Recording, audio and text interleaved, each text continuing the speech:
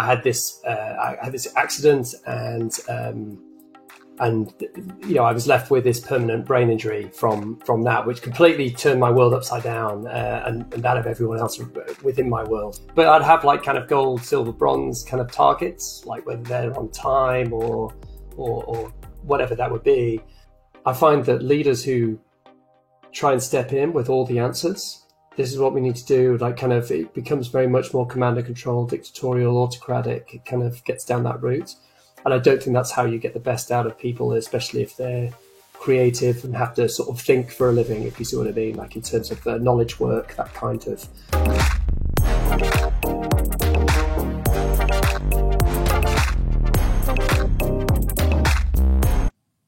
Hello everyone, welcome back to Curiositas Chronicles podcast. This is your host, Rohit Gautam, and I'm back with a new episode this week with our incredible guest. His name is Chris, and he is Head of Innovations at Red Hat. We're going to talk about his incredible journey as an Ultraman and as a leader, and his road to recovery. But before we jump on, I would like to thank Abhyuda Global Coach Circle for their continued support. And if you haven't subscribed to this podcast yet, please subscribe. Hit the subscribe button. My target is to reach 5,000 subscribers by end of this year. Let's crack on with this podcast. Welcome, Chris. Welcome to Curiositas Chronicles podcast. Thanks for having me. Thank you. As I said in the intro, we want to talk about your incredible journey as a leader and as a sport enthusiast. But I want to take you back. I know you a little bit. I want to take you back to 2011, where you actually did your first Ultraman. And I would like to understand what initially inspired you to take your first Ultraman challenge that time. Oh, okay. Yeah. So I started running because I had a brain injury back in 2006. So I had this accident, and I was left with this permanent brain injury from that, which completely turned my world upside down, and that of everyone else within my world. As the sort of the outcome of that, the symptoms, all the effects of that kind of unfolded, I found that I would get very, very confused about things. So I would get these. I'd have all these. It's a bit like if you've got like a really old phone running really powerful apps and a knackered battery, then that's what my brain was like, right? So what would happen is that all my thoughts would get like sort of tangled because I was trying to do too much, and I was like get really tangled up, and they were never undoing. And that was a bit like having headphone wire in your pocket. It doesn't matter how well you look after it, but when it comes out, it's always in a knot. And so that was kind of what my life was like, really. And what I found was that running allowed me to sort of slowly unpick those knots. Because if you ever try and fight it, you never take it out. Knot, yeah, right? yeah. So I could actually quite quickly undo it and go, great, I'm in, sort of thing. So that was what running was doing for me. So I was starting to run more and more and more. And then I got this whole ultra thing in my head and just thought, I need to do it. And so I ended up saying to my wife, that we have a local trail near us, which is 34 miles long. And I said, just drop me in Whitchurch, and whatever I say, if I call you, whatever I say, do not come and pick me up. Sort of went out and ran it. And I remember just, the buzz, like the whole kind of the sense of freedom that I had of sort of doing it all, and also having somewhere that I could still excel or do something that was extraordinary or something that challenged me, which I wasn't at the time able to do that in my work because of this brain injury. So that's what got me started. But then and there's some other books involved and things like that sort of start this avalanche of obsession. And the rest is history, really. So, Chris, like you mentioned, you had a brain injury then, and then you went into a challenge of Ultraman. And how it actually helped you in your leadership role at that time, having a brain injury, doing the recovery, and then obviously running, and then how it actually helped you to become more resilient to what you're doing now. I think it really helped in terms of having kind of clear outcomes and sort of success measures. Like, I would always kind of go, I mean, obviously I always wanted to win. I never would, but, I always wanted to win. But I'd have like kind of gold, silver, bronze kind of targets, like whether they're on time or whatever that would be. So I think having those kind of clear outcomes, and for me at the time, it was really just the cathartic kind of ability to go out on a long journey and really inspect myself, really. Like, what am I going to do when, it gets difficult? Like, how do I behave? How do I react? How resilient am I? And kind of built a lot of confidence in that as well, which really helped, certainly from a leadership perspective. I think it's also all the other stuff around it as well, right? So, being a good leader isn't just about sort of turning up one day and saying the right things. It's about doing the hard work beforehand. You've got that, from a running perspective, whether it was like the skills of like map reading and really being able to effectively cross or get to places in an efficient way, whether it's, preparing on the right sort of terrain. I remember being used to running hills and thinking I was really fit, and then I entered a mountain race, and I found out the hard way that mountains are very different from hills. So, doing that kind of prep, having the right things in place, whether that's your sort of, in the running side, it's like food and fuel and your kit. So, weight, safety, comfort are the things that you kind of take care of. But you need to do that with the team or the teams that you're leading or the teams that you're part of. How are you nurturing the people within that, and how are you sort of taking that together? So, and I think also mitigating risks. It gave me a different perspective on risk. I think a lot of the time people look at things and say, wow, my God, you're taking crazy risks, especially when we're maybe running over a ridge or something like that. But actually, a lot of the time it's just experience or being comfortable in that environment and kind of knowing what you can and can't do. And I think having that, translating that into the workplace, and being able to better assess or better kind of judge risk was really helpful. And then there's the other things like, sticking the course, being, that tenacity, etc. And realizing that actually it's the relationships that really matter. Because in ultras, it's not like some cut and thrust sort of park run. You run along with people for 50 miles, then you have a good chat, you end up being best mates type thing, new best friends. But it's those relationships and experiences that really stick. It's the environments that really stick, and helping others to achieve their dreams in particular. If you really help somebody through a tough patch and they kind of make it in the end, that's actually much, much more rewarding than your own success. So translating that into the workplace as well, from a leadership point of view, has always been helpful, I'd say. Yeah, thank you.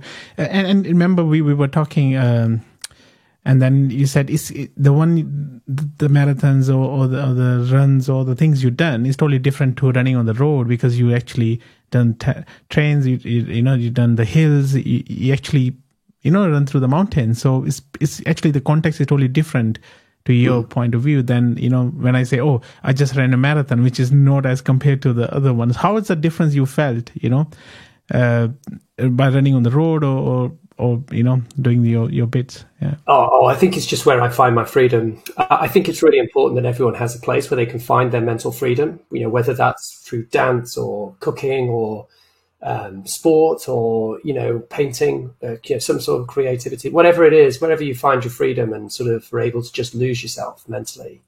I think that's super important. And I can do that to a certain extent in a road race or whatever. And don't get me wrong, like a lot of the time people go, oh, this will be easy for you because you're used to running these distances. And I go, no, these short ones are really hard because there's nowhere to hide. I've got to sprint. I've got to run hard. Like, it's not about just, maintaining that steady state. So I think there's certainly those kind of differences. But I think wherever you could, if in a running context, people are always trying to put different things up against each other. For me, running's running. Do what you enjoy, right?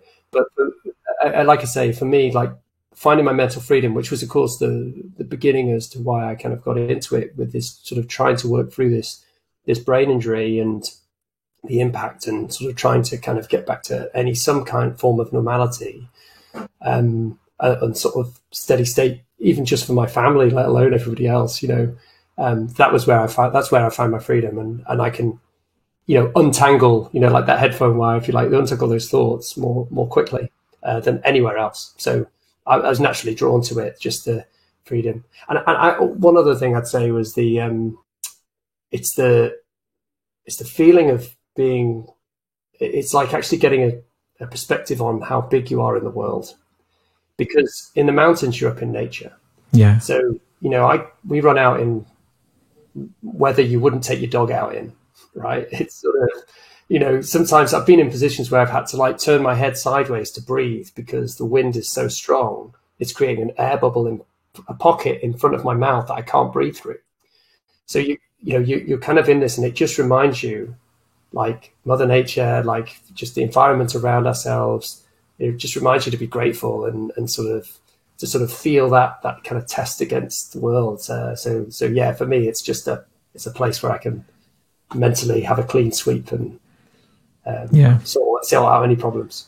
Yeah. No, thanks for sharing that. I think I'm going to take this as a learning, as a leader, you need to find your freedom. Like you mentioned, you need to untangle those wires and find your freedom, enjoy the nature, because as a leader as well, the job is very tough and you need to come out of that and then enjoy your freedom personally, looking at the self and freedom.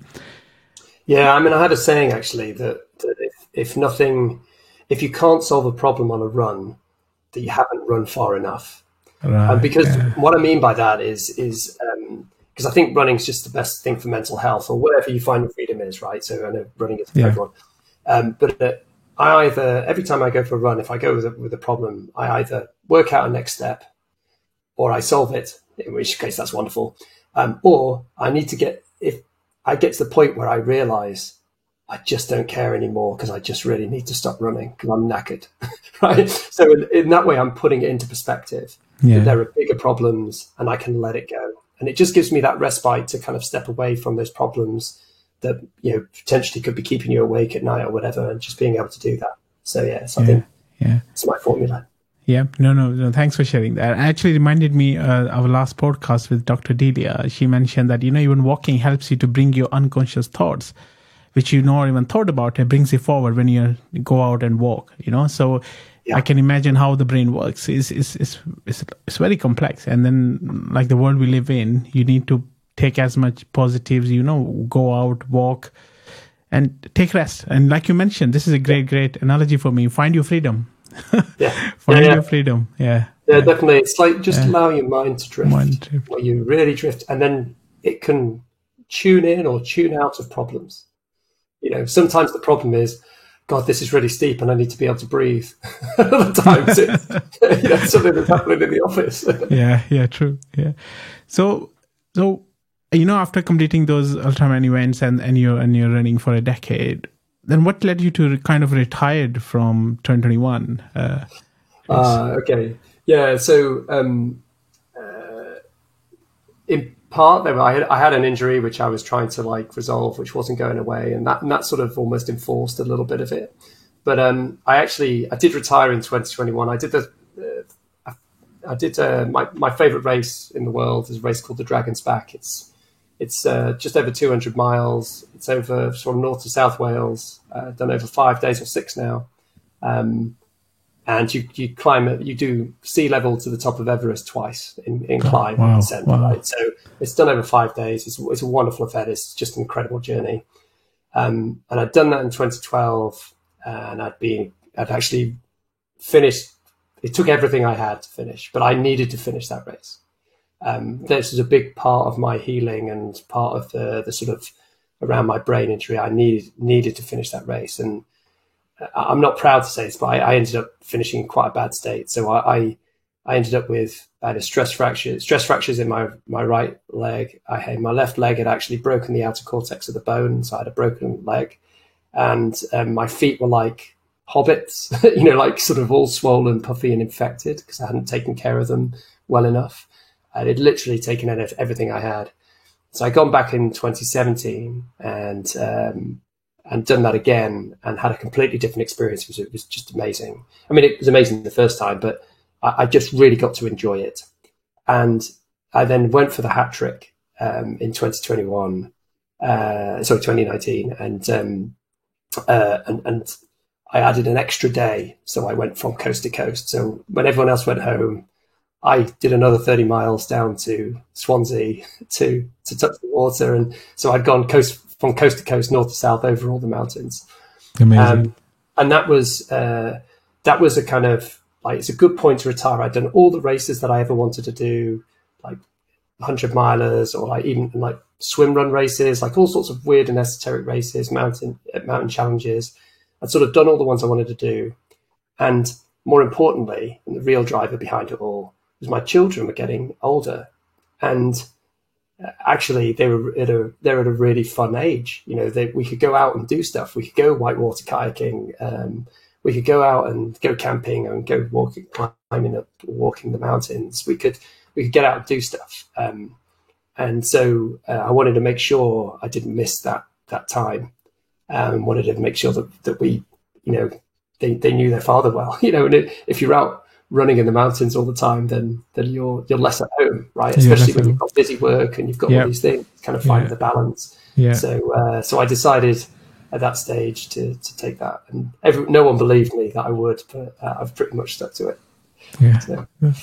So now you're trying to come back, I assume, right? So now reflecting on the decision to step back into this, you know, coming back into, what parallels do you see between, you know, the transitions and the challenges actually leaders face when making pivotal career decisions? Oh, that's a really good question. Yeah, I mean, I think what I'm finding is it's been incredibly difficult to get over the initial hump and back to doing things consistently. There's been all these reasons why not to, and I think that really is a good metaphor for change. You know, a lot of people don't, you know, their comfort zone keeps pulling them back. Yeah. So I think having that, I think that's certainly something I'd think of from a leadership perspective, you know, sort of sitting back in your comfort zone, but also recognizing that for other people, you know, if you're leading, you're generally, I mean, work is change, right? We change it all the time. I mean, there's always something new. There's, and certainly you should be striving to improve life for your customers, if nothing else, or like the people you serve, whatever form they take. So I think understanding that it's actually really difficult. Because if you're like just constantly dealing with change and you're used to that and you're comfortable in change, comfortable in the chaos, then you can forget just how hard it is for other people. And so you can lose that empathy with their position. So yeah, so I think it's been really, I think I draw down that connection between the two. Can you share like some of the other specific moments from your recovery that you think audience will be, you know, can learn something from it, from your own experience?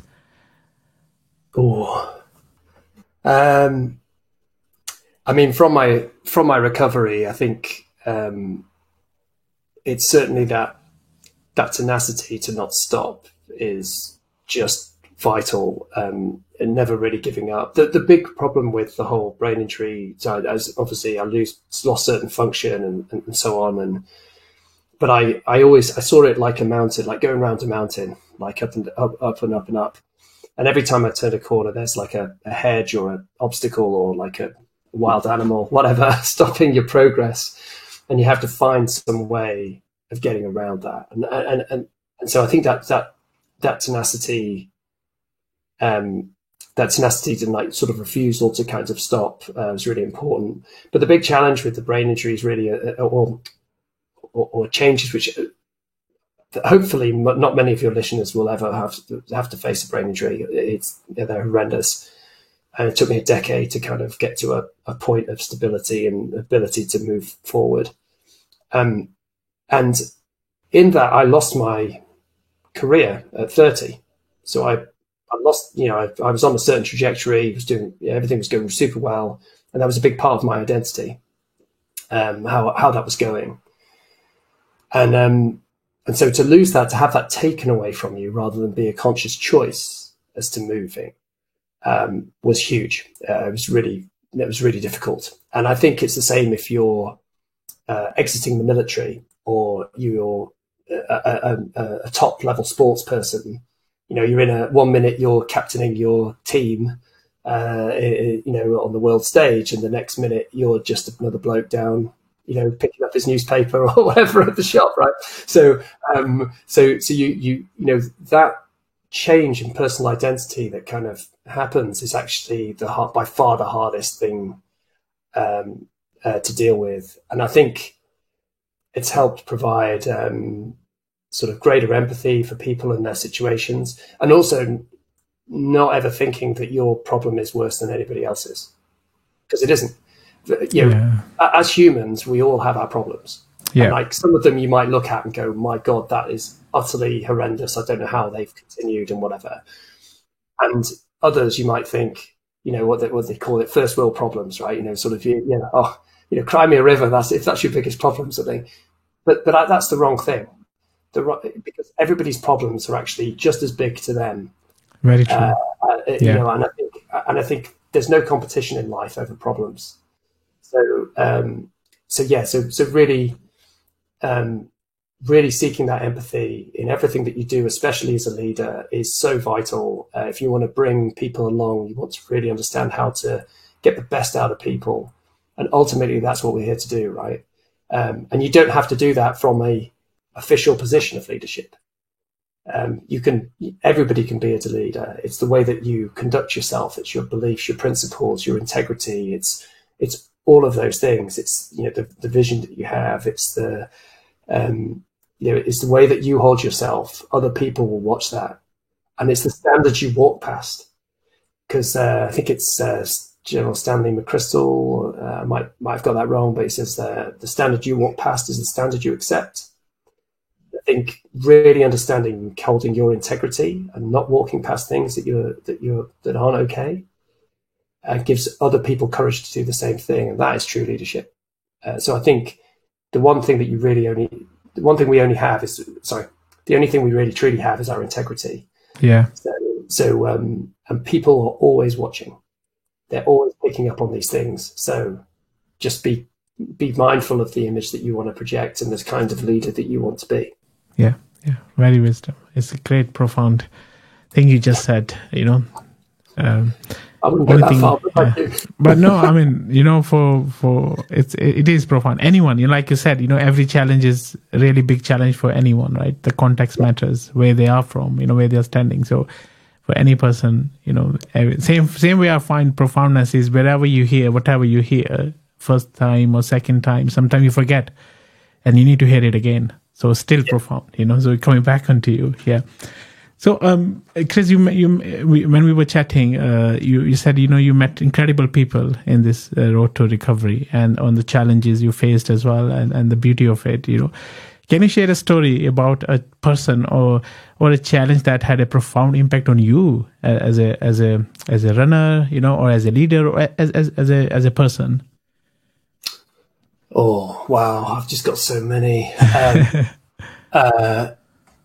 Oh dear. I mean, my temptation is immediately to, one of the temptations is to go to somebody who's achieved something just utterly incredible this year. In fact, made history, which would be Jasmine Paris, who completed the Barkley Marathons, which I think is very difficult to explain to anybody who isn't in the game.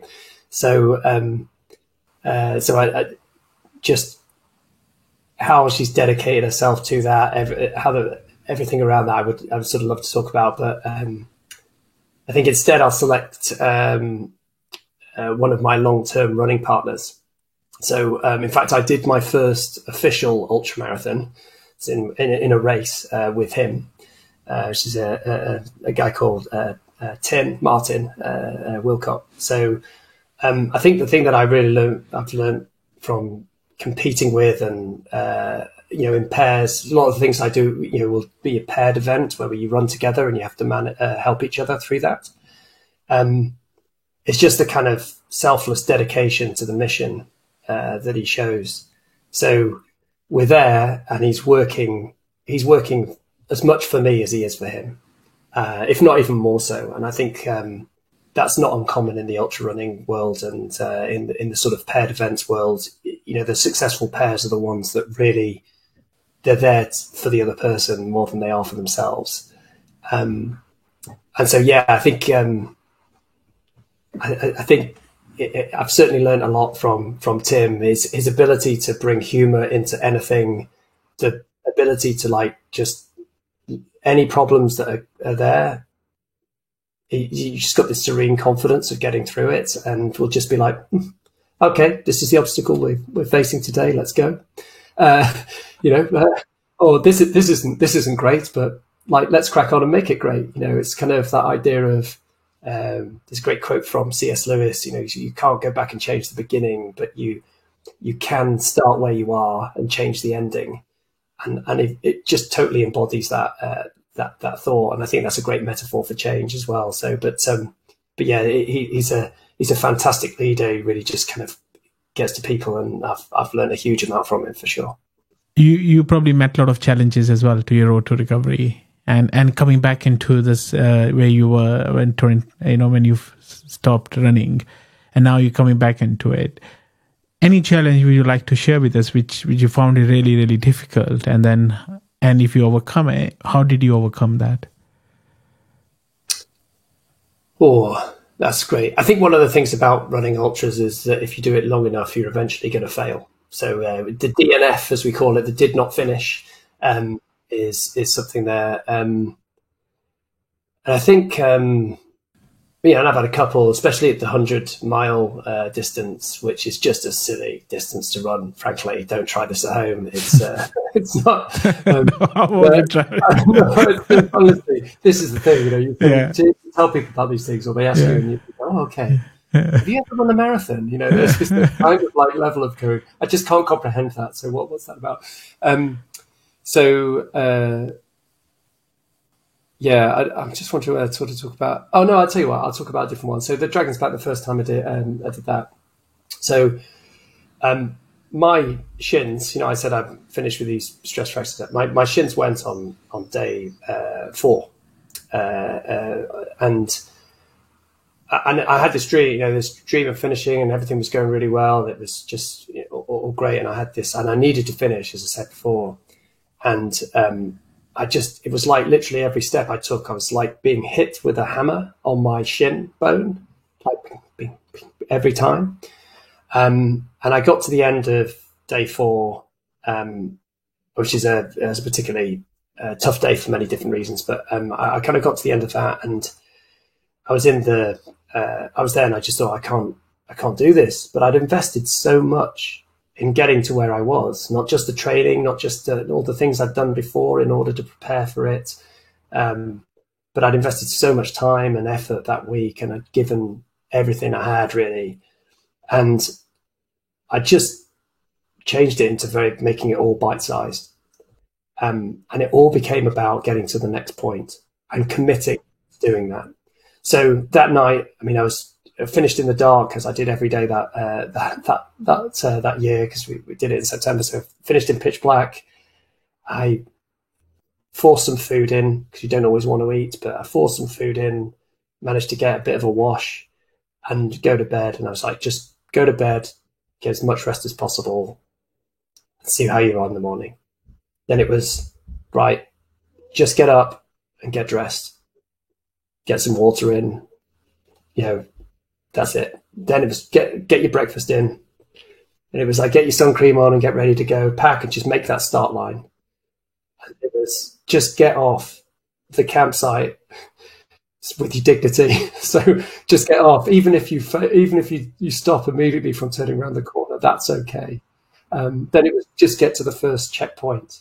Then it was just, and it was like that for pretty much the 40 miles of kind of doing it. And I think breaking down and making the commitment to going to the next place and saying it's okay to stop if you get there, but can you go a little bit further? Like, what are you going to do? How are you going to handle this? And also that it's mental. It's a mental challenge. It's not a physical challenge. Obviously there's a physical element to it, but I know people who are super strong who can. If you turn on your positive side, you turn on your mental side. You work on the mental challenge, then you can finish any of these things. The problem is never too big. It's just that you need to chunk it up and get there. So yeah. Sorry, that was a long No. long response. Longer Yeah, than no, thanks. Because there are a lot of thoughts going on in my head. When you mention that, job help, right? So obviously, these learnings are great learnings for you personally. What are those learnings you taken into your leadership role from your road to recovery? Say your challenges you faced and how you overcame them. What actually you taking away from that to your leadership role you're doing at the moment? Okay. So I think start with the person in the mirror, and you've got to be kind, not just to yourself, but everyone around you. Positive talking about positive. One of the great things I noticed when I joined Red Hat, actually, after 20 years of working in system integrator and so on, various different names, there was positive praise on every call. So, and I was like, this is very strange. Again, this feedback that isn't sort of pointing out what you've got wrong, but people would always start with, "Do you know what? I love this. I love that bit. I love what you've done there. I'm wondering if you could go deeper here." But I love, and I was sat there going, "Wow, this is odd, but I like it." It's great, and that's something that I know isn't from the running, but it's kind of linked in that sort of like how you take it into the workplace. So start with you. Like I said, your integrity, all that kind of stuff. That your standards, how you're holding yourself. That kind of win at all cost is never respected. So like cheating on a race, the people who like there was the guy on the Kielder Marathon who like got the bus, things like that, and then tried to double down on the lie and say, "Oh yeah, no, it's definitely true." And rather than going, "You know what? I made a really bad error of judgment. I'm totally ashamed of it. And I'm sorry," and just everyone would have gone, "That's all right. Everyone makes mistakes. That's okay." Great. But that idea of like kind of doubling down on those things, I think, is a problem. I think also you don't need all the answers. Certainly not up front. You can find those answers along. So what you do need to be able to do is ask smart questions. So I find that leaders who try and step in with all the answers, this is what we need to do, like kind of it becomes very much more command and control, dictatorial, autocratic. It kind of gets down that route. And I don't think that's how you get the best out of people, especially if they're creative and have to sort of think for a living, if you see what I mean, like in terms of knowledge work, that kind of, that's the sort of differentiator for them. Then it doesn't, if you take away the thinking from them, then that isn't great to like nurture and get the best out of them. And it's also very narrow, leads to a lot of biases. So, but you do need to be able to ask smart questions. I think certainly in IT, I've seen a number of leaders who are so detached, and the IT seems so complex now because it is. There's lots of huge complexity now in IT, right? Yeah. But and that can become a massive barrier because people I haven't got the time to explain it all to you, or they explain in a way that isn't helpful to the leader, whatever. So we use a lot of visual practices. I think that's really important. Sort of how can you bubble up information so that people can ask smart questions? So a great example for this is I did this for the bank the other day. We did a thing called metrics-based process mapping, where we look at what does it take to go from idea to production. And this becomes like a load of swim lanes with all the different teams and then all the activities within that. And that kind of goes along. And we did this for this bank, and it was over 2 meters tall, bearing in mind these are sticky notes. Sticky notes, yeah. I was thinking that, 2 meters tall with loads. Yeah. And then about 2.5 meters wide, right? And the CIO came in and he looked at it and he just said, "What's this?" We said, "Oh, that's what it takes to get from idea to production." And he looks at it, and no wonder it takes us 9 months to deliver anything. You're like, and then he started going, "Well, why are we doing this? Why is that team getting involved here?" That's the kind of smart question that you need to be able to answer. You don't have to ask the answers, but you do need to. In fact, people don't respect it too much if you're too much there. So I think also never settle. I think the day you stop trying to improve things for the people you serve is just the darkest of days. I think that's when you probably need to look at doing something different. Get out. You're burnt out, or you've just lost your desire in that area. I think if you can, we should be looking to do that sort of pretty much every day. And that feedback is a gift. So, make sure, be direct and, radical. I'm a big fan of radical candor done in the right way. Because I think, we can confuse the message otherwise. So, I think, you don't have to make it positive, negative, positive, the old sandwich. That's pretty, approach. I know people using it pretty, I personally don't like it. Exactly. Yeah. And also, taking the word but out of your language is a good thing, because, you do this, and I think this is where you could put more thought into, or you could go deeper here, is much better than you do this really, really well. Honestly, you're brilliant at it, but I've now just discounted everything that I've just said. It's ridiculous. So keep it, professional, never personal.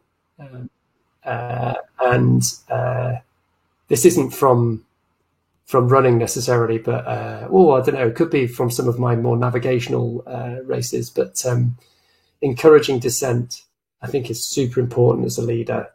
If you can it really helps create psychological safety. You can even do that with dissent cards if people are uncomfortable with it. Being the person who's bringing up the problems, you can say, "It's not you, it's the card. Tell me why this is going to fail. Let's look at this effectively." And so I think as a leader, if we want to be really good with teams, we have to nurture psychological safety within the team and contribution. So the more sort of open leader, as we call it, so that favors characteristics like transparency, inclusivity, collaboration, community, and adaptability. Those are the key things that I think I look for. And I also always look for people's language, because they give themselves away. When you hear people saying "I," "me," "my" in their sentences all the time, then that's a big red flag for me. Yeah, because they sort of sit with a mentality of "I'm great and you're not." Whereas people who use "we," "our," "us," those are the people that are going to bring teams together and really lead, I think. Very true. Very true. I think this is where I can put the parallels with running and with your teammates as well, in a team, or if you're running as a team as well. You're all pushing each other. You're all there to support each other, even in marathons.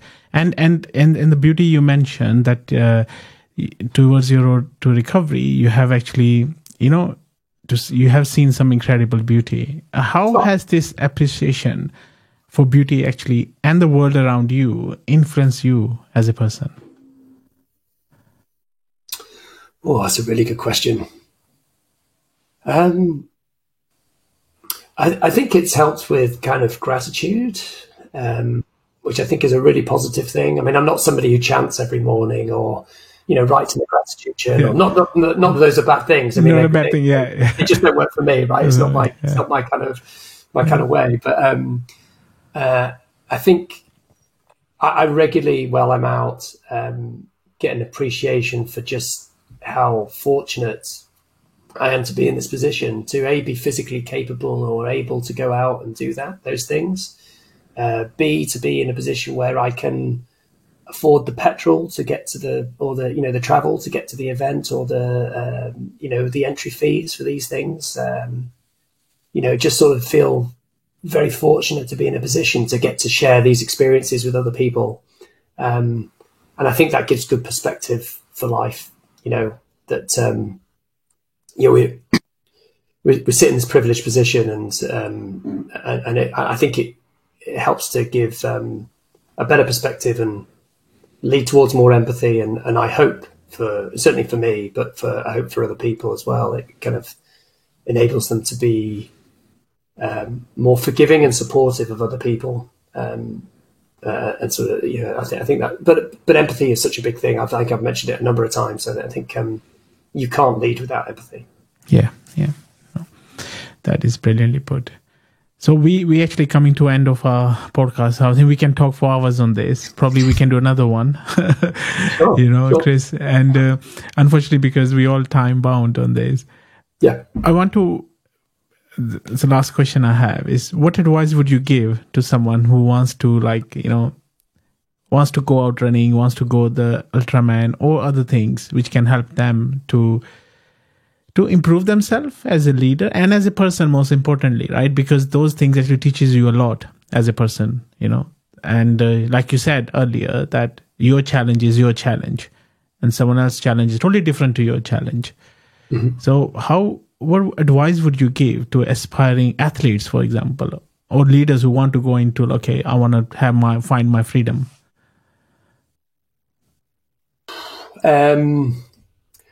I think be as clear as you can on the outcomes and recognize that those are going to evolve over. So, why are you doing this? What is the change I'm trying to make here? Or why am I doing it? What's the interest? And not everything needs to be explainable. Because as you can tell, quite a lot of my events that I can't explain to people. So why would you put yourself through that? Well, so I think certainly be clear on the outcomes, or sort of why, if you like, why are you doing that? And you can work that out on a run. You can do that as you go along. But challenge, contemplate it and seek to see whether what you're doing is actually getting you closer to those outcomes. So, am I doing this for the right reasons? Like I say, your reasons may change, and that's okay. It's fine. In fact, that's growth, right? But true. But allow that. But sort of constantly searching, I guess, if you like, for that, I think is a really positive thing, because that kind of, it gives you purpose and helps you connect. And so when you really don't want to go out, which are the days you really need to go out, but when you really don't want to go out, you're out. I'd say find systems as well. Systems really are so important to forming habits. I personally run in the morning. I can't run in the afternoon because my brain wakes up and then says, "What on earth are you doing that for?" So I kind of, once I'm in my kit, I'm out the door. But getting me into my kit is hard. So I do it whilst my brain is distracted and groggy from just waking up. Right. So I kind of get out of bed. Oh, well, I'm out of bed now. I might as well get in my kit and go. So I think having systems or things like that work for you and your home life. I mentioned Jasmine Paris. She had a great one, and it was an article about her in the Times after she finished this incredible feat. Just it was amazing. And there was a conversation with her about her training. She said, "How do you?" How are you training? She said, "Well, I went up and down this hill 27 times or 17 times or whatever it was, by her house." And said, when did you do this? I said, "Well, I started at 1 o'clock in the morning." And the guy was like, "Why 1 o'clock in the morning? Did you need it for the night or so?" And she went, "Well, no, I take my children swimming at 9:30 on a Saturday morning." And to her and me, that was a perfectly normal thing to say. Yeah. Life goes on around it. This is my selfish pursuit, But having that kind of understanding yourself and your systems, and recognizing the impact it has on other people around you, I think is really important. And then just be kind to yourself. Consistency is everything. So frequency is super important. Then duration and speed, or speed and duration, depending on your body's capability. But frequency is the number one thing. Get out and do it regularly. It's much better to do, 2 miles a day than 5 days a week than it is to do an 5 mile run on a Saturday. Yeah, you're sort of better to do or a 15 mile run on a Saturday. Yeah, consistency is the key here. Yeah, definitely. And that's true in everything that we do. Everything we do. We need to show up. We need to show up consistently as leaders. And have systems in place that allow us to sort of default to kind of automatic pilot to a degree. What we do. Brilliant. Actually, I said there was the last question, but something came up. Just a quick one. What's next for you on your road to recovery now? Now you're back into we discuss your challenges you're having now. What's next for you? I don't know. I'm in such a good place at the moment. Not ironically, but coincidentally, I've I actually have a hip problem, and I'm meant to be in a race with competing with somebody else, like as a pair, right. in 2 weeks' time. Oh, my hip is awful, and I'm like, all I want to do is get to this because I don't want to let him down, right? And that's a big sort of personal thing for me. I don't like letting other people down or whatever. But for me, it's actually getting back into that point where I don't feel like I'm making an effort to be consistent. So that's the next big thing for me, is because at the minute I am being consistent, but I do still have those days where I'm like, oh, maybe I'll just go tomorrow instead. And then I go, no, I've made that commitment. That's actually a really important thing, actually. Commitment to yourself is a big part of self-confidence. Like I always say to my boys, like, if you commit to doing something, do it, right? You do it, do it, sort of make sure you go and do that and meet that commitment. Otherwise you chip away at your own self-confidence because you start saying, well, I can't even do the things I say to myself, let alone how can I do that for to other people? True. So I make it really clear about, like, don't commit to things that you aren't prepared to go and do.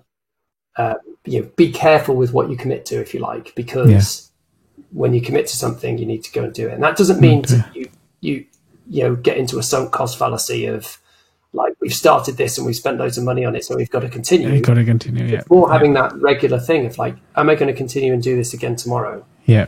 No, I'm not. Yeah. That's okay. Yeah. Or yes, I am. Okay, well then you do it. Do it. So I think that so I want to get I definitely want to kind of get back into that. And then actual events wise or things wise, there's a challenge called the Paddy Buckley Round, which is a 24-hour challenge. Well, it's not in this case, but it's right.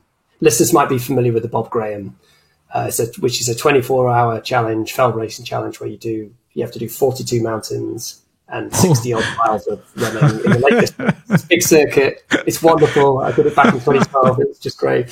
So there's a Welsh version in Snowdonia called the Paddy Buckley Round. Okay. I want to go, and that's the one thing that will bring me out of retirement.